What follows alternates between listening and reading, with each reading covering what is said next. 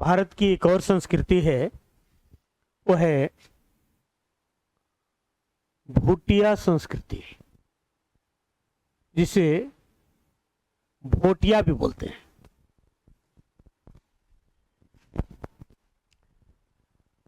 जो भूटिया या भूटिया समुदाय का इतिहास अत्यंत गौरवशाली है और इनकी संस्कृति तथा विवाह प्रथाएं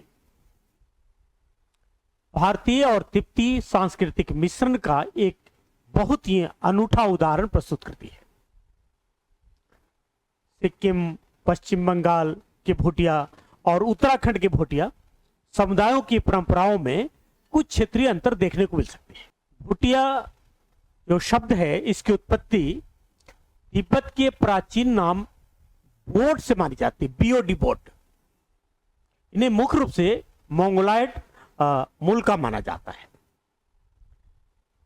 ऐतिहासिक रूप से यह एक व्यापारी और अर्ध घुमंतु समुदाय रहा है, यानी घुमंतुक समुदाय हैं।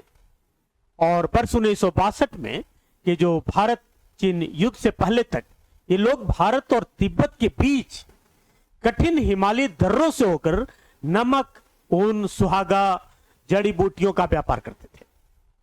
1962 के युद्ध के बाद तिब्बत के साथ सीमा बंद हो जाने के कारण इनके पारंपरिक व्यापार का बड़ा प्रभाव पड़ा और अब इन्हें आजीविका के नए साधन अपनाने पड़े। पशुपालन व्यापार के अलावा याक, भेड़ और बकरियों का पालन पोषण इनका प्रमुख पारंपरिक व्यवसाय रहा है। पशुपालन इनके आर्थिक और सामाजिक जीवन का महत्वपूर्ण हिस्सा है। सिक्किम और दार्जिलिंग के जो भूटिया हैं वो मुख्य रूप से वज्रयान बौद्ध धर्म, विशेषकर निगमा और काम्बू संप्रदाय के अनुयायी हैं। वहीं उत्तराखंड के कुछ क्षेत्रों जैसे पिथौरागढ़ है, आपका चमोली है, ये भूटिया हिंदू धर्म तथा अपनी स्थानीय जनजातीय संस्कृतियों का पालन करते हैं। एक त्योहार है उनका लोशंग, जिसे तिब्बती नववर्ष के रूप में मनाया जाता है।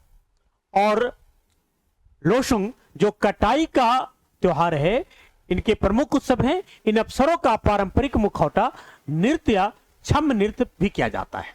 पारंपरिक पहनावा पुरुष और महिलाएं खो यानी बाखू पहनते हैं और जो एक लंबा और ढीला वस्त्र होता है। महिलाएं सोने, मूंगे और इसके अलावा फिरोजा के भारी आभूषण भी पहनती हैं। इनकी जो विवाह प्रथाएं हैं भूटिया समाज में, विवाह समानता अरेंज मैरिज होता है, यानी लव मैरिज बहुत कम होते हैं। इन बाल विवाह और बहु विवाह की प्रथाएं नहीं है पाई जाती है।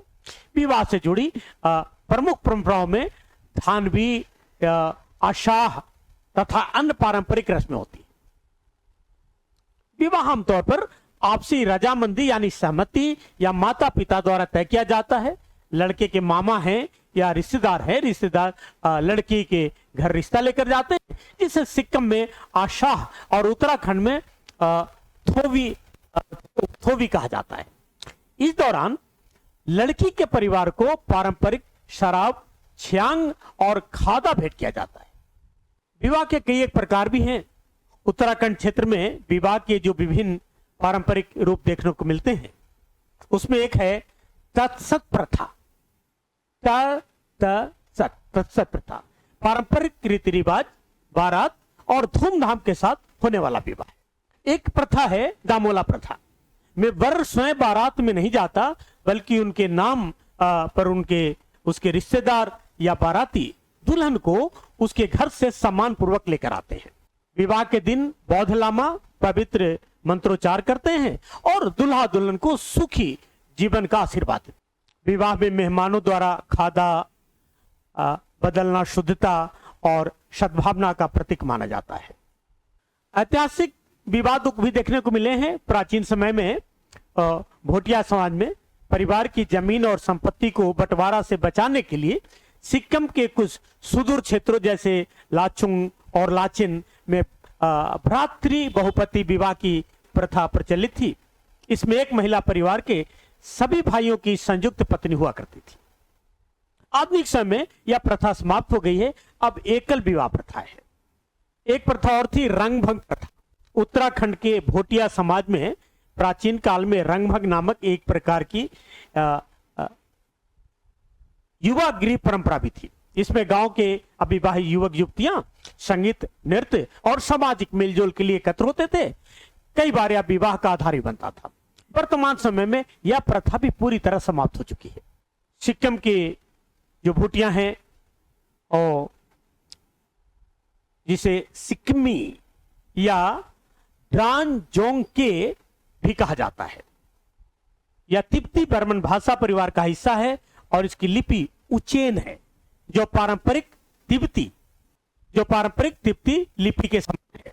भोटिया समुदाय का भोजन भी पहाड़ी जलवायु के अनुकूल और शरीर को ऊर्जा देने वाला होता है। इनके भोजन में मोमो और थुक्पा प्रमुख है। थुक्पा एक प्रकार का नूडल सूप है। इसके अलावा ग्याथुक भी चाय के साथ खाया जाता है। एक श्याभाले होता है या कीमे या कटी हुई सब्जियों से भरा हुआ गहरा तला हुआ पाई होता है। एक होती है छुरपी या याक के दूध से बनाया जाने वाला पारंपरिक पनीर है। यह दो प्रकार का होता है, एक नरम जिसे सब्जी या सूप के लिए इस्तेमाल किया जाता है और दूसरा बहुत सख्त जिसे लोग सुपारी की तरह चबाते हैं। सूजा या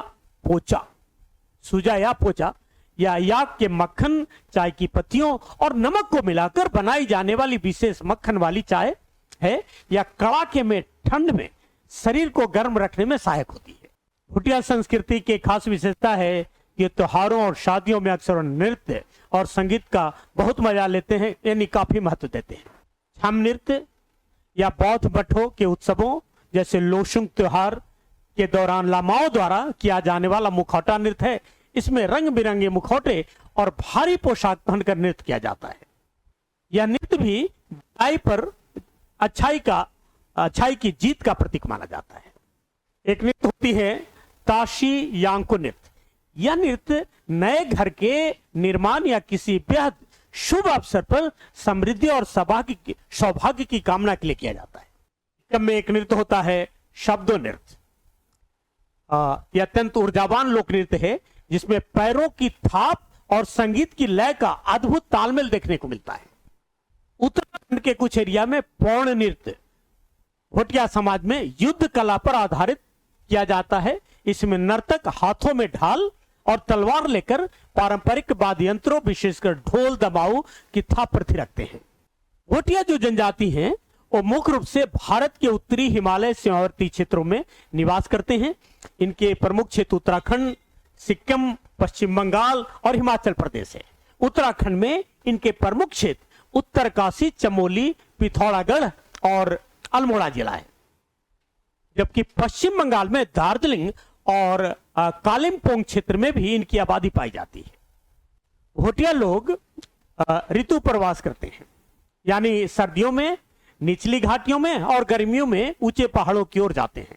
यह मौसमी प्रवास मुख्य रूप से पशुपालन और प्राकृतिक चिकित्सा के अनुकूल जीवन जीने की परंपरा से जुड़ा होता है। इनके जो घर हैं वो पत्थर और मजबूत लकड़ी के बने होते हैं जो अत्यधिक ठंड और बर्फबारी से सुरक्षा प्रदान करते हैं। घरों के दरवाजे अपेक्षाकृत छोटे होते हैं जबकि ताकि ठंडी हवा अंदर कम प्रवेश करे और घर के अंदर गर्मी बनी रहे। जैसा कि हम लोग जानते हैं कि जो भोटिया लोग हैं मुख्य रूप से मंगोलॉयड हैं और तिब्बती मूल के मिश्रण है से संबंधित है। ये इनके सामान्य शारीरिक लक्षणों में अपेक्षाकृत बड़ा सिर, गोल चेहरा, चपटी नाकें, मध्यम या छोटा कद तथा छोटी आंखें शामिल है और इनके शरीर पर बालों की संख्या अपेक्षाकृत कम होती है। वर्तमान समय में शिक्षा के क्षेत्र में, सरकारी नौकरियों में, बागवानी, हिमालय जड़ी बूटियों के संग्रह तथा व्यापार जैसे क्षेत्रों में माध्यम से इस समुदाय का सामाजिक और आर्थिक विकास हुआ है। पारंपरिक जो व्यापार समाप्त होने के बाद समुदाय के लोग शिक्षा की ओर अग्रसर हुए हैं, आजीविका के नए साधन को अपनाया है। अब बहुत सारे Bhotia IAS IPS civil servant भी बने हुए हैं और उनका सिविल सेवा में बहुत बढ़िया योगदान भी रहा है।